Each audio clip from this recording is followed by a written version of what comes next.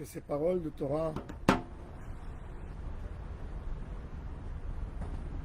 soient pour la guérison rapide de Moshe ben Rivka, Nissim ben Rivka, Lémé ben Rivka, Eliyahu Hananel ben Ruth Mesodi, Avraham ben Saouda, Moshe Efraim, Nissim ben Kamil, Esther bat Rachel,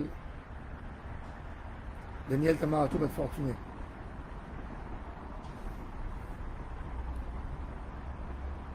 Yaakov Avinu voit les enfants de Yosef. Il a demandé à Yosef d'amener ses enfants pour leur faire une bracha particulière, pour montrer sa reconnaissance vers Yosef, son remerciement sur tout ce que Yosef a fait pour toute la famille, les a installés, les a sauvés de la famine. Il faut savoir que le fils de Yosef, Ephraim, étudiait chez son papy, chez son grand-père, chez Yaakov. Et c'est pour ça ce qui est très étonnant, que malgré le fait que Yaakov ne voyait pas bien, il n'avait pas de problème à reconnaître quand même son fils Yosef. Par contre, quand il a vu Ephraim et Menaché, il dit Mi ele. Qui sont ses enfants? C'est qui? Est-ce que Yaakov Avinu n'a pas reconnu Ephraim, celui qui étudiait avec lui la Torah tous les jours? C'est lui qui est parti vite appeler son père pour dire Papy est malade, viens. Rashi nous dit que Yaakov Avinu a dit qui sont ces enfants qui ne peuvent pas recevoir la beracha. Il voulait leur faire une bracha, mais il a eu un blocage du ciel. Il essaye de faire une bracha, et il ne peut pas. Il se rapproche pour faire une bracha, il ne peut pas. Alors il dit Miel, qui sont ces enfants? Miel ou She'enam re'uyim les bracha, qu'on ne peut pas leur faire la bracha.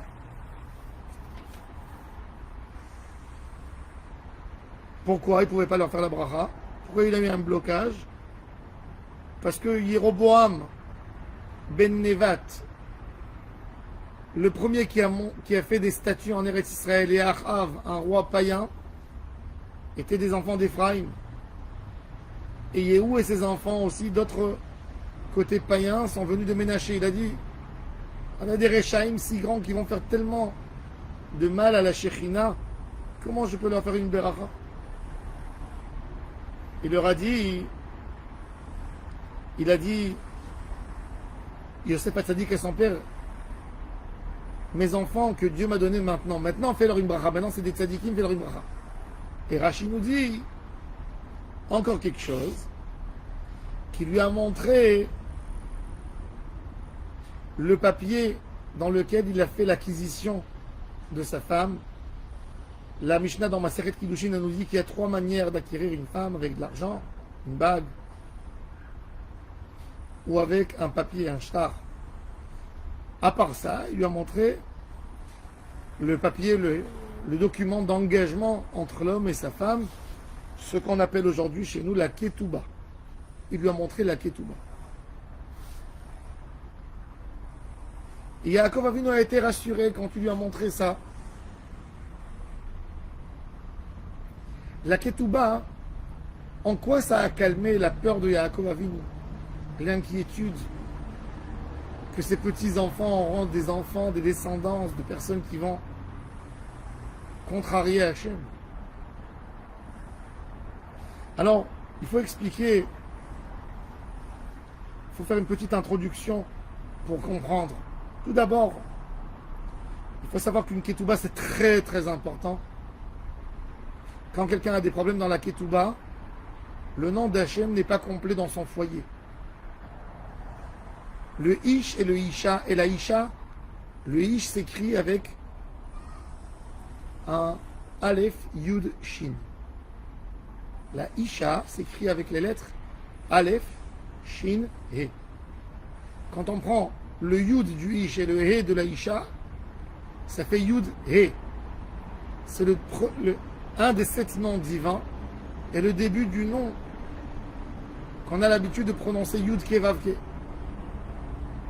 Quand ils ont eu le mérite, Ish ve Isha chez Zahou, la Shekhinah elle est entre eux. Mais quand ils n'ont pas eu le mérite, on enlève le Yud de l'homme et le He de la femme, il reste chez les deux les lettres Aleph, Shin, Esh, le feu, la machloket, les histoires. Maintenant, alors on a eu le Yud Ke dans le foyer. Comment on complète le Shem Hashem qui est Yud Ke Vav Ke dans le foyer? Par la Ketouba. Ketouba sont les lettres Kaf, Taf, Vav, Bet, He. Si on renverse les lettres, ça nous fait Ktav, l'écriture Vav, He. Ça complète le nom divin. On a le nom divin complet entre le mariage et la Ketouba. Qu'est-ce qu'il y a de tellement spécial dans la Ketouba que ça complète le nom divin? Est-ce que c'est qu'un jeu de lettres? Non. La Ketouba, c'est un engagement. Akadosh Baruch Hu aime les hommes qui s'engagent. Le début de notre rencontre avec Akadosh Baruch Hu, c'était quoi? L'assemblée, le peuple d'Israël, quand il a rencontré Akadosh Baruch Hu pour la première fois devant le mont Sinaï, qu'est-ce qu'ils ont entendu? Hachem leur a dit, je vais faire avec vous une alliance. Je veux que vous vous engagez Naaseh Venishma. La partie la plus importante dans une relation de couple, c'est l'engagement. D'être ami, c'est du bénévolat. De s'engager, il y a du Yetzerara quand je m'engage. Je m'engage, il y a le Yetzerara qui essaie de casser mon engagement. Ne fais pas ce que tu dois faire. Ne t'embête pas. Il te prend la tête. Il te prend la tête. L'homme, dans sa nature, se sauve d'un engagement. L'engagement du couple, du mariage, il est tellement fort que c'est pas rien qu'un engagement devant 2 témoins. C'est aussi un papier qu'on remet dans les mains. C'est un papier qu'on remet dans les mains de la femme. On lui remet dans la main Zoktubater. L'homme peut faire ce qu'il veut, il sera toujours engagé. Yosef Hatzadik a dit à son père, papa, à ses enfants, je ne les ai pas eus comme ça. Je me suis engagé. Maintenant, je vais expliquer comment c'est lié à la Beracha. Qu'est-ce qu'il voit Yaakov Avinu? Yaakov Avinu, il voit des fautes et des erreurs, des choses horribles qui sortent par Ephraim et Ménaché, par leur descendance. Et Yosef Hatzadik dit, papa, quand il y a un engagement pour Hachem, de la même manière que moi je me suis engagé avec une ketouba pour ma femme, quand il y a un engagement pour Hachem Yitbarach, même si je vais à droite, à gauche, en fin de compte, il y a un engagement écrit. L'homme finira par respecter ses obligations. Un homme peut se sauver d'un contrat, peut dire oui, non, mais en fin de compte, il est obligé de revenir à la source de son engagement, d'accomplir son engagement.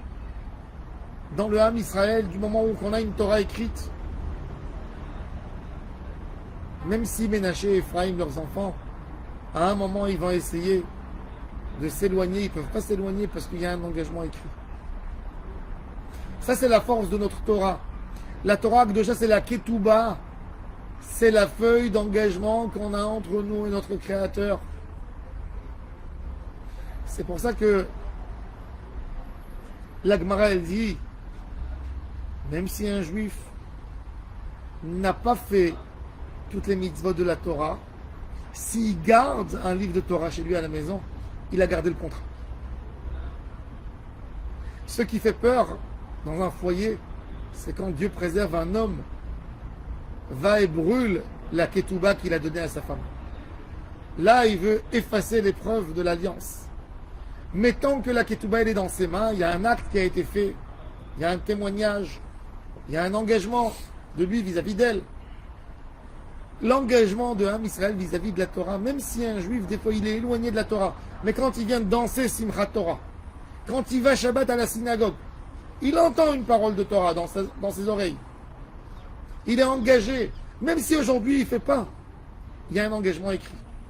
L'engagement, il est écrit, il est respecté. Et c'est ce qu'il dit Yosef Hatzadik à son papa. Papa, ne regarde pas mes enfants Ménaché et Ephraim comme des fauteurs.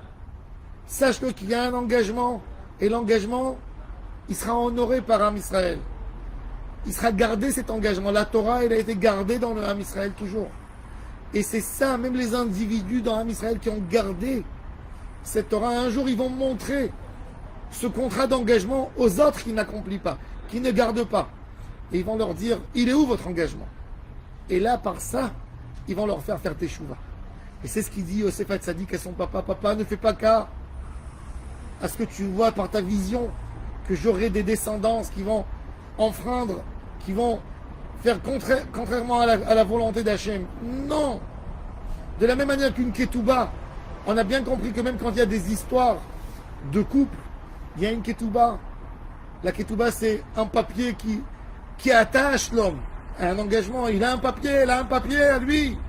Il a un engagement.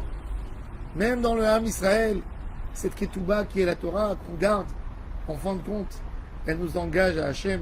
Et même s'il y a une génération qui a un peu dévié, qui a un peu dérapé, la génération d'après va se rapprocher à Hachem Yitbarach. Et c'est là que Yaakov Avinu a aimé cette réponse. Il disait, amène-les-moi et je leur accorderai ma beracha.